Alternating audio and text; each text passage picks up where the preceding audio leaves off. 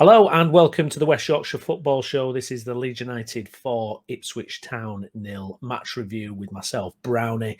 Jason will be getting his own match review up later. Hope you're having a cracking Christmas so far out there, and certainly Leeds United delivered an early Christmas present to all their fans, an absolutely fantastic victory. I mean, if you kind of rewinding before the start of the game, we saw the team sheet, it was the same lineup that we've been used to for the last few games with mixed results, and I think there was a little bit of trepidation when you saw the team sheet. Thought, oh, here we go again. We've seen this film already, but it couldn't have gone much better, to be honest. There was a bit of a rallying cry from Farker earlier in the week as well in the press conference. I think there was a sense that, I think certainly after last week's game, there was a little bit of a sense of, I don't know, dissatisfaction in the fan base, or a few grumblings going on, myself included. So on the match review last week, I certainly was a little bit concerned. I think the expectations are so high this season, and despite really an unbelievable first 22, 23 games of the season, in terms of our record, we're still out of those automatic places where in any other championship year we would have been top two, no doubt. I think that mixed with, obviously, the fact that we do have a more expensively assembled squad. We've been in the Premier League 3 years. We want to be winning every game. And any drop points is heavily criticised, probably over the top. I include myself in that. I'm prone to that kind of instant reaction where you're like, oh, how can we draw to Rotherham? Come on, give me a break.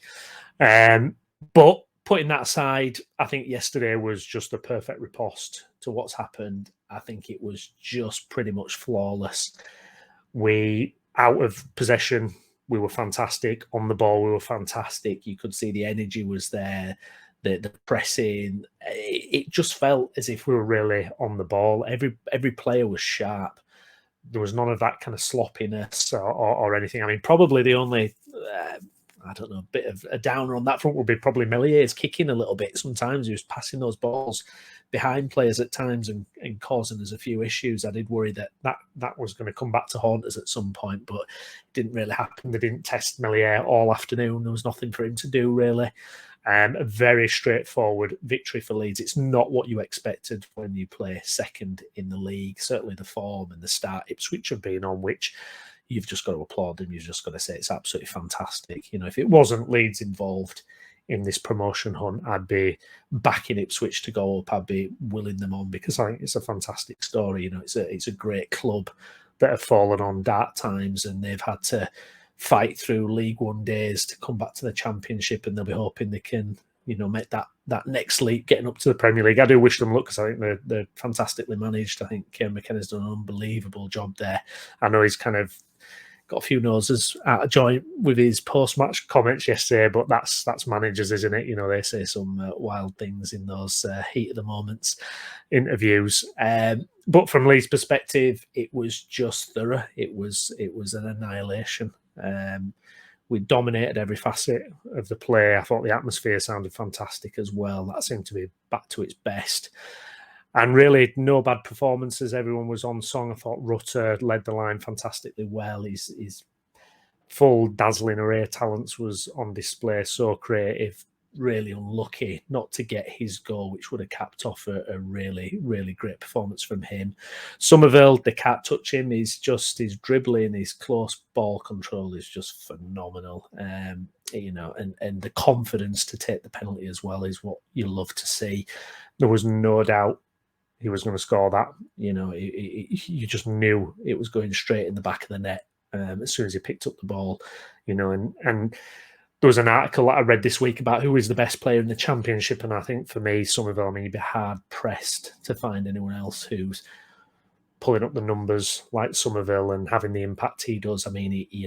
Every time he's on the ball and he's running that defence, it's panic stations, and nobody can deal with him. And he's certainly good enough, I think, for the Premier League. I think last year we saw with Somerville, he had that little scoring run where he scored against Liverpool and Spurs and Bournemouth, I think, as well, he scored against, and he showed then that this is a guy who's a serious player. And I think, we have to, here comes the expectations again, but we have to get promoted so we can keep a player like that, because is an absolutely massive threat. Hopefully we can fend off any big wigs coming in January trying to snatch him from us, certainly because we need him. Dan James on the other wing, obviously he's a completely different player to Somerville. I love the kind of difference between these two. I love that we've got that kind of one player who's kind of a speed merchant and very direct and driving at defence, and then you've got Somerville who's tricky and clever, and I think it juxtaposes really well. But I thought Dan James again very, very, very good. Absolutely. The central midfield pair, Kamara and Ampadu. I thought Ampadu was back to his sharp best.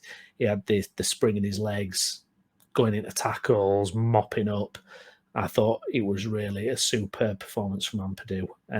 He controlled that midfield and really set the tone, I think, throughout the game. The back four, I mean, Jed Spence, I thought, left back again. You're thinking, come on, when are we going to see this guy at right back? But even at left back, it doesn't matter. I mean, he was phenomenal yesterday. I mean, he's such an asset. He's such on a level that doesn't lose the ball, can drive past players, physically so dominating, and he's got skills, hasn't he? He's got skills. He's dribbling. At times when he's knocking it around players, I mean, it's just phenomenal. I mean, that level, I mean, it's just supreme. It's just supreme, and it's going to help us hopefully now till the end of the season.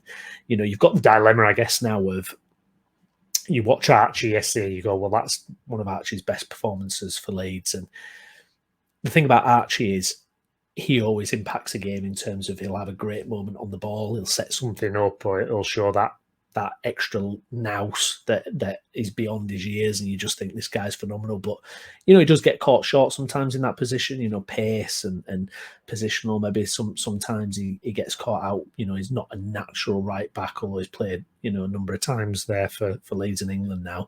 We know his true position is central midfield, but he does offer something from that position, does Archie, because he's so good on the ball and his decision making so good. And it's a bit of a dilemma because to drop Gray out of this team completely now, if we do get a left back in January, which is what we're clamouring for, what do you do with Archie? Because you can't really drop Kamara or Gray, Kamara or Ampadu rather. So it becomes then what's that situation now? It's great to have a backup like Archie Gray in the midfield. Fantastic, unbelievable option. But yeah, it's a tricky one, but it's good to have those kind of troubles, I guess, and those kind of headaches. Thought the back two were excellent as well. Thought Stroik, he's just growing into the captaincy, isn't he, as well? And Rodon is just, Rodon. He does Rodon things now. He's so dependable, and he leads that back line so well. So a fantastic performance overall, a performance that gets us back on track after dropping points previously. It puts us to within 7 points of Ipswich, and they've got a difficult game against Leicester coming up Boxing Day, and then they play Leicester a few weeks away as well. Hopefully this dents their confidence. Hopefully they doubt themselves a little bit more now because they've been thumped.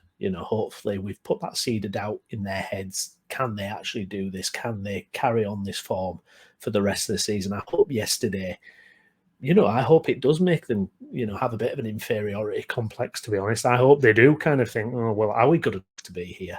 When they look at the levels yesterday, hopefully we've planted that seed of doubt, but we've just got to be on it. We've just got to, we can't be drawing games we should be winning, after this. It is relentless. You're almost asking for us to be perfect, and that's impossible, but we have to try and be perfect. We have to not drop this level. We can't be going into those games with sloppy performances. We've really got to go from strength to strength here. Still a lot of ball to be played.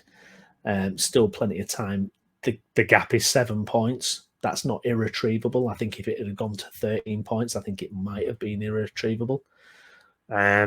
So all positive. I think for Farker, this was so important. I think there were a few rumblings, like I said, grumblings in the fan base after the last couple of results. And, myself included, thinking, is he going to deliver for us? Is he going to get it? But you look at a performance like that yesterday, you just go, he knows this inside out, and we were so good yesterday.